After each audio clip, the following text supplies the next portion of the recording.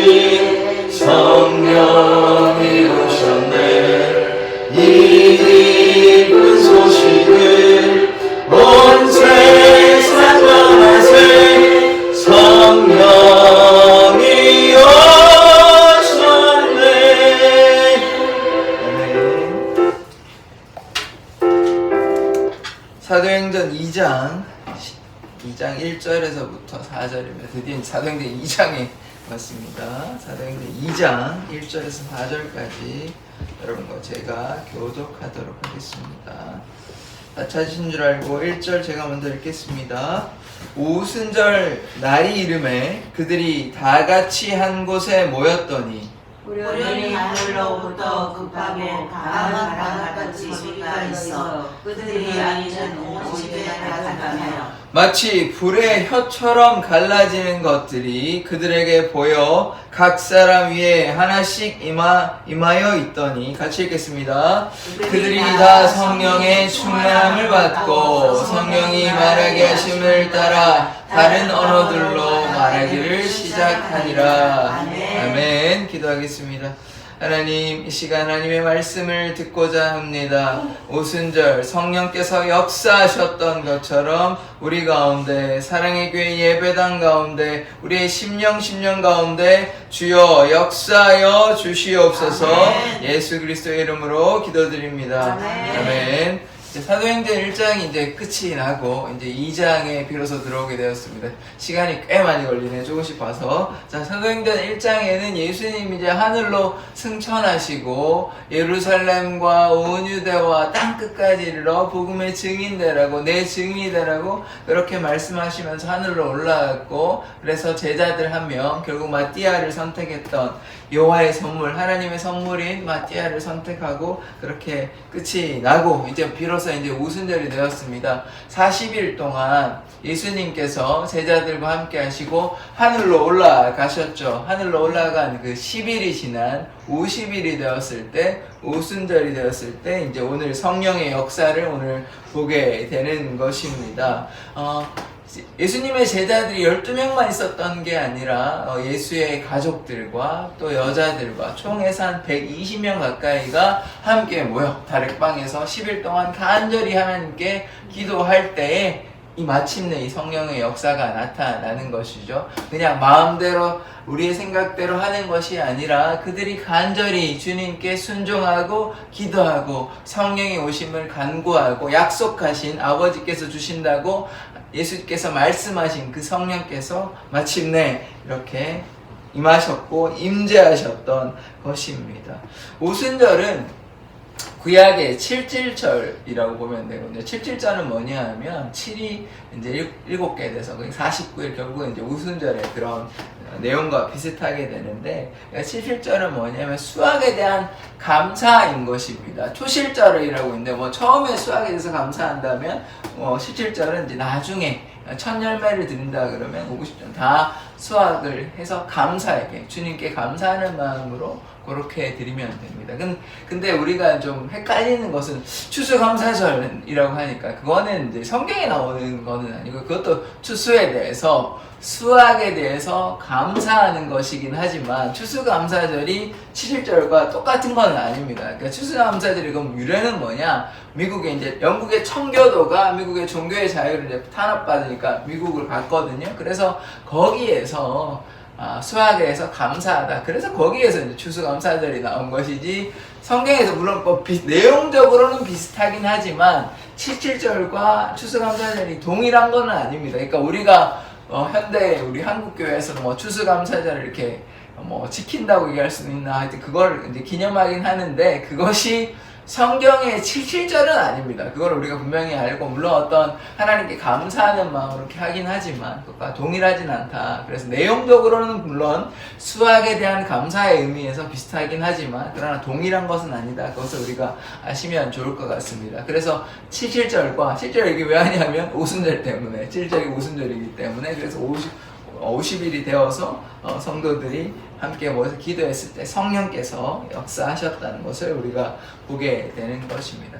마침내 보혜사 성령께서 오셨습니다. 보혜사는 무엇이냐? 상담가, 조언가, 친구, 이렇게 우리가 이해하시면 됩니다. 은혜를 보전하시는, 은혜를 지키시는 분이시다. 우리에게 은혜를 베푸시는 분이시다. 우리가 어려울 때 상담해 주시는 분이시다. 그러니까 우리가 어려움을 당할 때 뭐 해야 되냐? 기도하면 성령께서 우리의 길을 인도해 주시는 것입니다. 어제 그들이 이제 누구를 뽑아야 될지, 마띠아를 뽑아야 될지, 요셉을 뽑아야 될지, 둘 다 좋은데, 그러나 한 명 뽑아야 되니까, 둘 다 뽑을 수는 없으니까 마띠아를 뽑았지 않습니까? 하나님의 선물 마띠아를 뽑았습니다. 그래서 우리도 왼쪽으로 가야 될지, 오른쪽으로 가야 될지, 앞으로 가야 될지, 뒤로 가야 될지, 어디로 가야 될지 모르고 방황할 때 뭐 하면 됩니까? 기도하고 성령의 뜻을 구하면 보혜사 성령께서 우리의 길을 인도해 주시는 아멘. 것입니다. 하나님께서 우리에게 길 되십니다. 아멘. 그래서 우리가 왼쪽으로 가야 될지 오른쪽으로 가야 될지 모를 때 어디로 가면 됩니까? 주님으로 나아가면 됩니다. 아멘. 주님께 기도하면 주님께서 우리의 길을 인도해 주십니다. 아멘. 그래서 주님께 우리가 날마다 기도하고 주님께 신뢰하며 주님께 나아갈 때 주님께서 우리들의 삶을 이끌어 주십니다. 아멘. 자, 오늘 보시면 오순절에 성령께서 역사하셨습니다. 보혜사 성령께서 마침내 제자들에게 약속했던 예수님의 그 말씀 그대로 성령께서, 보혜사 성령께서 나타나셨습니다. 그런데 성령께서 어떻게 나타나셨는지 보기 전에 이들이 함께 모였다는 걸 우리가 기억해야 됩니다. 그래서 혼자 있을 때도 물론 성령의 사람이고 하나님의 사람이고 엘리야 같은 사람이고 이런 사람이면 하나님께서 역사하십니다. 왜냐하면 그는 하나님과 동행하는 사람이니까, 그가 하나님과 소통하며 하나님의 말씀 따라 살아가니까. 그래서 여호수아가 태양아 멈춰라 그러면 어떻게 됩니까? 태양이 멈추는 것입니다. 그러니까 그런 사람들은 하나님과 이미 어떻게 됩니까? 하나가 된 사람이죠. 그러니까 하나님께 순종, 물론 여호수아 나중에 좀 잘못된 길로 나아가긴 합니다. 근데 하나님께 나아갈 때, 하나님께 순종할 때는 어떻게 됩니까? 하나님께서 바로 역사하시는 것이죠.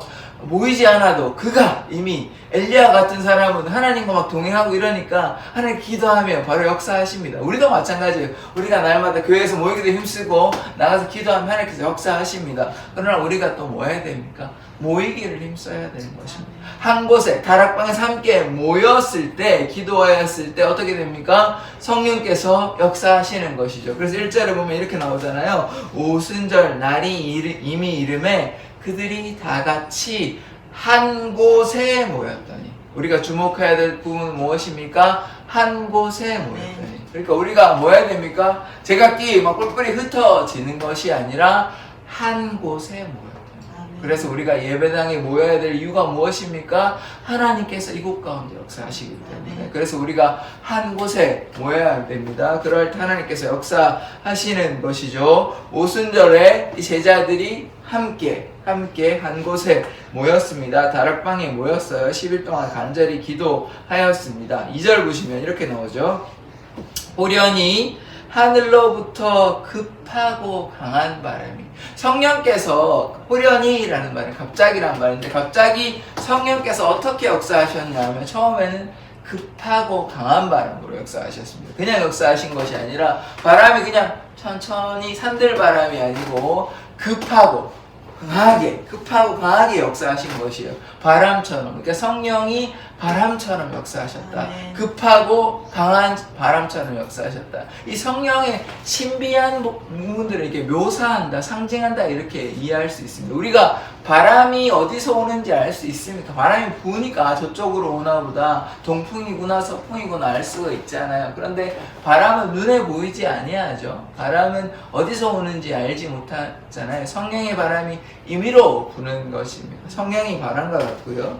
그래서 온 집에 그 다락방에 임하였고, 또 3절에 보면 어떻게 나오냐면 불처럼 역사하십니다. 그러니까 성령의 불 이런 얘기 많이 하시잖아요. 이 말씀이에요. 불의 혀처럼 갈라지는 거. 불의 혀, 3절에 보시겠습니다. 마치 불의 혀처럼 갈라지는 것들이 그들에게 보여 각 사람 위에 하나씩 임하였더니. 그러니까 지금 두 가지 형태로 성령께서 역사하시는데, 하나는 무엇입니까? 급하고 강한 바람으로. 그러니까 바람으로, 성령의 바람이 확 이렇게 온 교회에 지금 함께 있는, 뭉쳐있는 사람들에게 성령의 바람이 임하였다는 거죠. 아멘. 가득, 성령께서 가득 역사하시고, 두 번째는 어떻게 역사하십니까? 불처럼. 불의 혀처럼 갈라지듯이. 그래서 성령께서 바람처럼 불처럼 각 사람 가운데 집에 충만하고 또 각 사람 가운데 임하셨습니다. 이들이 결국은 다른 말로 어떻게 되냐면 성령의 충만함을 입은 것이죠. 성령께서 이 예배당 가운데, 이 교회 가운데, 그들이 모여있는 곳이 예배당이고 그들이 모여있는 곳이 교회이잖아요. 교회 공동체 가운데 성령께서 역사하신 것입니다. 그래서 불처럼 또 바람처럼 마침내 성령께서 그들의 가운데 성령께서 임재하신 것입니다. 자, 우리가 성령의 역사하심을 보았을 때는 어떻게 되는 것입니까? 바람처럼 불처럼 역사하시죠. 우리도 그러니까 기도할 때 어떻게 성령께서 역사하시겠습니까? 바람처럼 불처럼. 우리의 마음이 뜨겁습니다. 우리가 막 기도할 때 막 이렇게 손을 흔드시고 막 몸을 이렇게 떠는 경우도 있잖아요. 그래서 성령께서 불처럼 바람처럼 역사하실 때 우리의 마음이 뜨겁고 우리가 하나님의 은혜의 충만함 가운데 거하는 그 역사가 성령 충만한 역사, 성령의 임재, 성령의 바람과 불 같은 역사임을 우리는 보고 믿습니다. 그래서 성령께서 우리에게 역사해 달라고 제자들에게 임하셨던 오순절 다락방의 제자들에게 임하였던 그 성령의 역사가 우리에게도 나타날 줄 믿습니다. 그럼 우리가 뭐 해야 됩니까? 한 곳에 모여서 간절히 기도하면 우리에게도 성령께서 역사하시는 것이죠. 우리가 주님 앞에 간절히 기도하는 자 되었으면 좋겠습니다. 성령께서 바람과 불로 역사하십니다. 요한복음 3장 8절에 보면 이런 성령에 대한 역사가 이렇게 나오거든요. 바람이 임의로 불, 요 한 자리니까 한번 찾아볼까요? 다 같이 한번 찾아보는 것도 괜찮을 것 같습니다. 요한복음 3장 8절입니다. 한번 찾아볼게요. 요한복음입니다. 요한복음 3장 8절입니다. 한번 찾아보시죠. 네.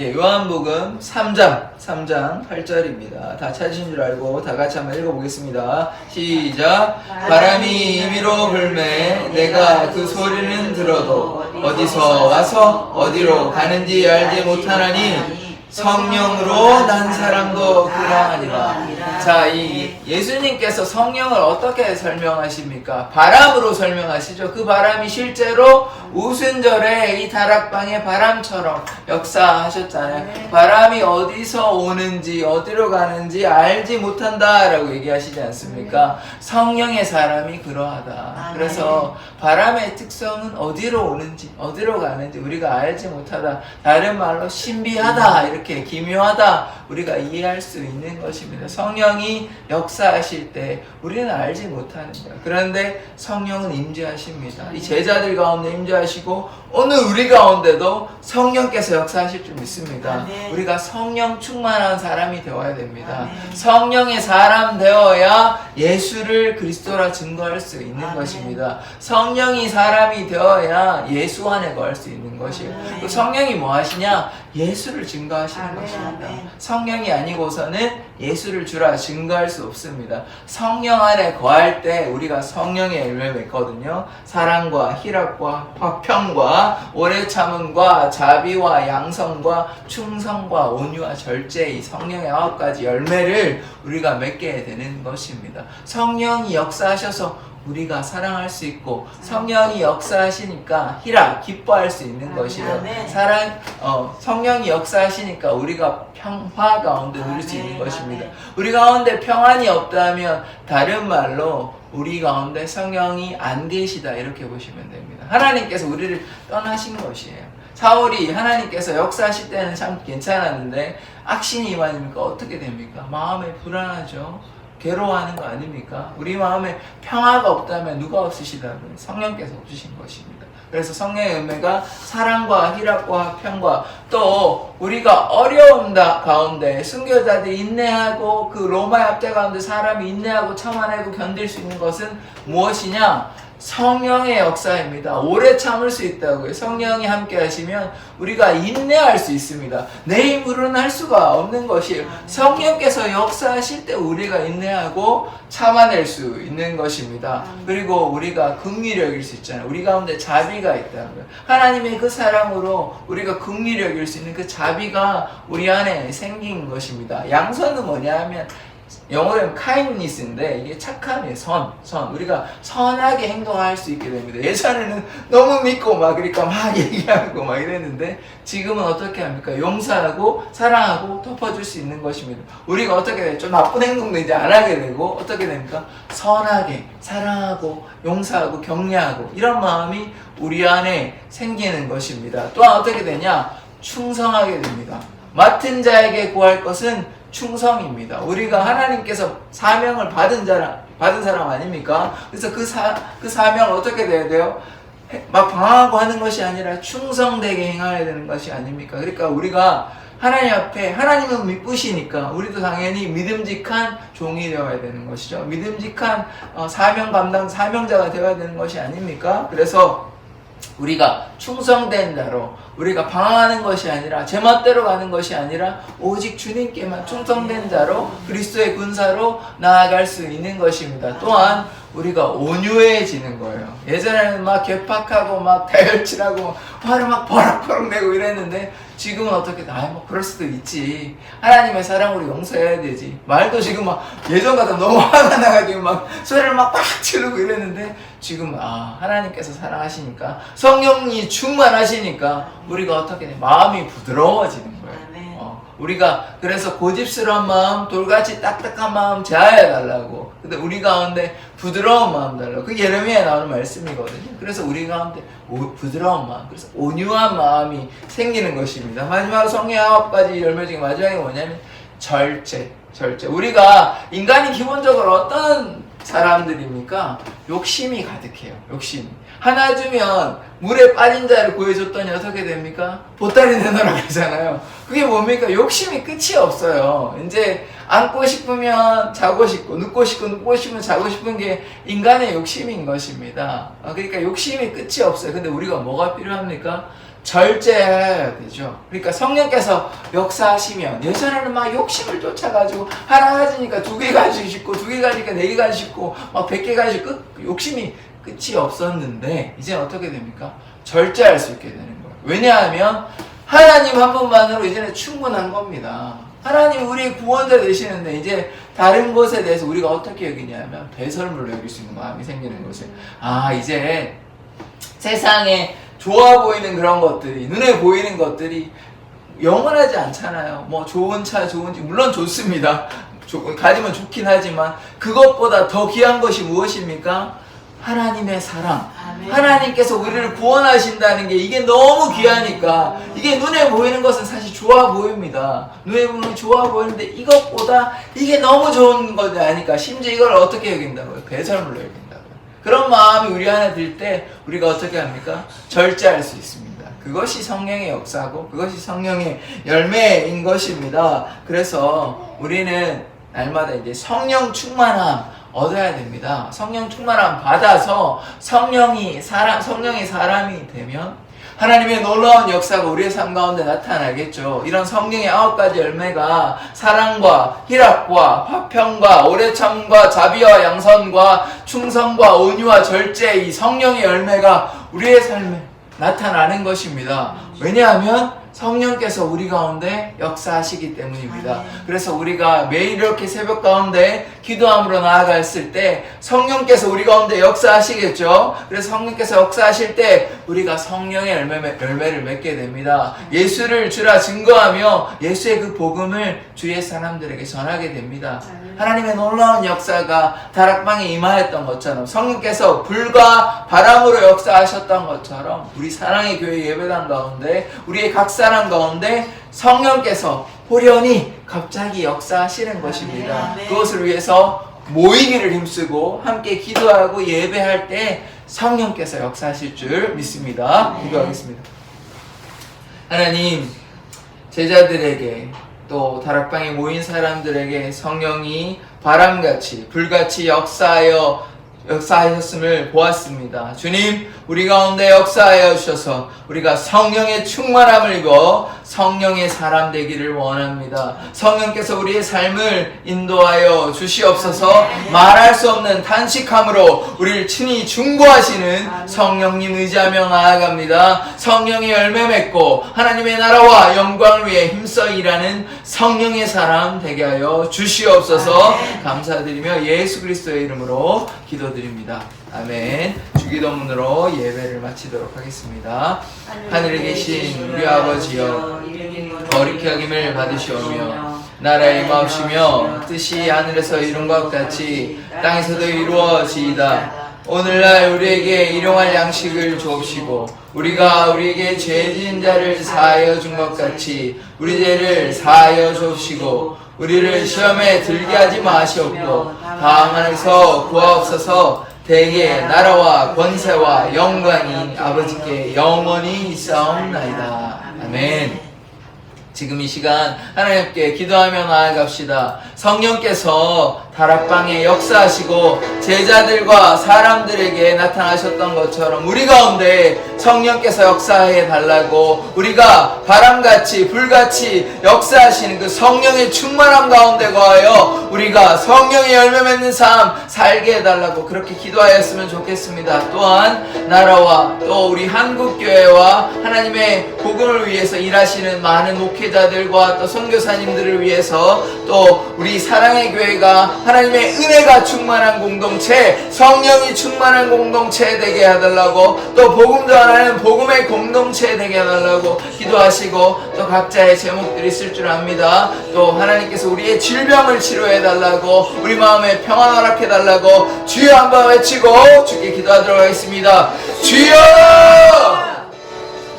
하나님, 우리 가운데 임자하여 주신 그 주님의 그 놀라우신 사랑과 은혜를 기뻐하며 나아갑니다. 주여, 우리를 인도하여 주시옵소서. 어떠한 상황 가운데 낙심하지 아니하며 주의 은혜로 인해 기뻐하며 감사하기를 원합니다.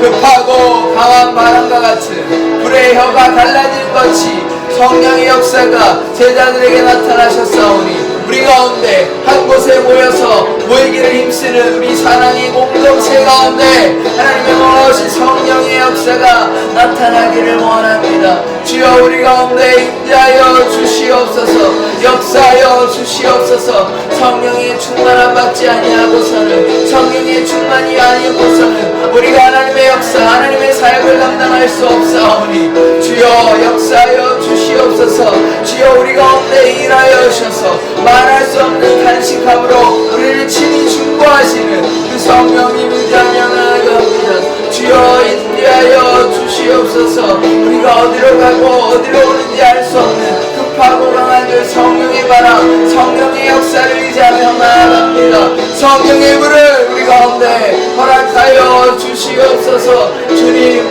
그 보혈의 그 예수 그리스도의 피로 우리가 죄 사함을 입고 우리가 이제 성령의 충만함을 입고 주님 앞에 나아가기를 원합니다.